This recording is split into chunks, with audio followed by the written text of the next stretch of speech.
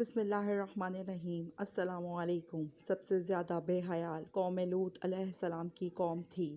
یہ عورتوں کو چھوڑ کر مردوں میں دلچسپی رکھتے تھے، خاص کر مسافروں میں سے کوئی خوبصورت لڑکا ہوتا تو یہ لوگ اسے اپنا شکار بنا لیتے۔ تلمود میں لکھا ہے، اہل سدوم اپنی روزمرہ کی زندگی میں سخت ظالم، دھوکے باز اور بدمعاملہ تھے۔ کوئی مسافر ان کے علاقے سے بخیریت نہیں گزر سکتا تھا، کوئی غریب ان کی بستیوں سے روٹی کا ایک ٹکڑا نہ پا سکتا تھا۔ کئی مرتبہ ایسا ہوا کہ باہر کا آدمی ان کے علاقے میں پہنچ کر فاقوں سے مر جاتا تھا اور یہ لوگ اس کے کپڑے اتار کر اس کی لاش کو برہنہ دفن کر دیتے تھے۔ اپنی وادی کو انہوں نے ایک باغ بنا رکھا تھا جس کا سلسلہ میلوں تک پھیلا ہوا تھا۔ اس باغ میں وہ انتہائی بے حیائی کے ساتھ اعلانیہ بدکاریاں کرتے تھے۔ حضرت لوط علیہ السلام نے انہیں توحید کی دعوت دی اور بدکاری کے اس گھناؤنے عمل سے توبہ کرنے کا حکم دیا۔ حضرت لوط نے کہا، تم یہ کیوں کرتے ہو؟ کیا تم عورتوں کو چھوڑ کر لذت حاصل کرنے کے لیے مرد کی طرف مائل ہوتے ہو؟ حقیقت یہ ہے کہ تم احمق لوگ ہو۔ تو پھر حضرت لوط علیہ السلام نے اہل سدوم کو دن و رات وعظ و نصیحت کیا کرتے، لیکن اس قوم پر اس کا کوئی اثر نہ ہوا، بلکہ وہ بدنصیب بہت فخریہ انداز میں یہ کام کرتے تھے۔ انہیں لوط علیہ السلام کا سمجھانا بھی برا لگتا تھا، لہٰذا انہوں نے صاف صاف کہہ دیا، اگر تم ہمیں اسی طرح بلا بھلا کہتے رہے اور ہمارے کاموں میں مداخلت کرتے رہے تو ہم تمہیں اپنے شہر سے نکال دیں گے۔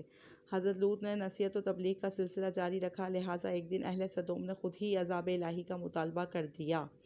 اللہ تعالیٰ نے اب تک ان کے اس بدترین عمل اور فحاشی کے باوجود اور بدکاری کے باوجود ڈھیل دے رکھی تھی، لیکن جب انہوں نے حضرت لوط علیہ السلام سے ایک دن کہا، اگر تم سچے ہو تو ہم پر عذاب لے آؤ، لہٰذا ان پر عذاب الہی کا فیصلہ ہو گیا۔ اللہ نے اپنے خاص فرشتوں کو دنیا کی طرف روانہ کر دیا۔ یہ فرشتے دراصل حضرت جبرائیل اور میکائیل علیہ السلام تھے۔ پھر یہ فرشتے حضرت لوط علیہ السلام کے گھر تشریف لے آئے۔ حضرت لوط نے جب ان خوبصورت نوعمر لڑکوں کو دیکھا تو سخت گھبراہٹ اور پریشانی میں مبتلا ہو گئے۔ انہیں یہ خطرہ محسوس ہونے لگا کہ اگر ان کی قوم کے لوگوں نے انہیں دیکھ لیا تو نہ جانے وہ ان کے ساتھ کیا سلوک کریں۔ حضرت لوط کی بیوی کا نام وائلہ تھا۔ اس نے آپ پر ایمان نہیں لایا تھا اور وہ دراصل منافقہ تھی۔ وہ کافروں کے ساتھ تھی، لہٰذا اس نے جا کر اہل سدوم کو یہ خبر دی کہ لوط کے گھر دو نوجوان مہمان لڑکے ٹھہرے ہوئے ہیں۔ یہ سن کر بستی والے دوڑتے ہوئے حضرت لوط کے گھر پہنچے۔ حضرت لوط نے کہا، یہ جو میری قوم کی لڑکیاں ہیں یہ تمہارے لیے جائز اور پاک ہیں۔ اللہ سے ڈرو، مجھے میرے مہمانوں کے سامنے رسوا نہ کرو۔ کیا تم میں سے کوئی بھی شائستہ آدمی نہیں ہے؟ حضرت لوط علیہ السلام کی بات سن کر وہ لوگ بولے، تم بخوبی واقف ہو کہ ہمیں تمہاری بیٹیوں سے کوئی حاجت نہیں، اور جو ہماری اصلی چاہت ہے اس سے تم بخوبی واقف ہو۔ قوم لوط کے اس شرمسار جواب سے اندازہ لگایا جا سکتا ہے کہ وہ فعل بد میں کس حد تک مبتلا ہو چکے تھے۔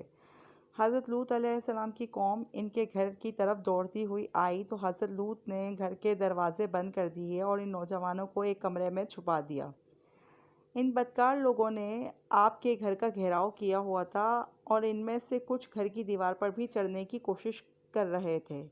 حضرت لوط علیہ السلام اپنے مہمانوں کی عزت کے خیال سے بہت زیادہ گھبرائے ہوئے تھے۔ فرشتے یہ سب منظر دیکھ رہے تھے۔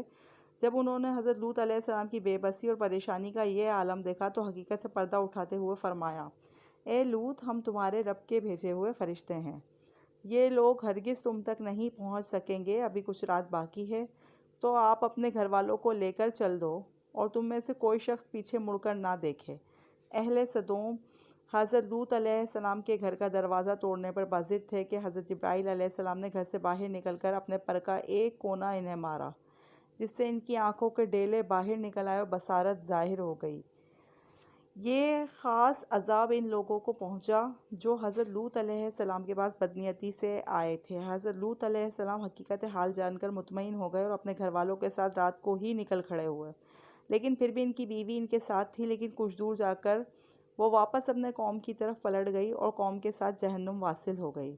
صبح کا آغاز ہوا تو اللہ کے حکم سے حضرت جبرائیل علیہ السلام نے بستی کو اوپر سے اکھاڑ دیا اور پھر اپنے بازو پر رکھ کر آسمان پر چڑھ گئے، یہاں تک کہ آسمان والوں نے بستی کے کتے کے بھونکنے اور مرغوں کے بولنے کی آوازیں سنی۔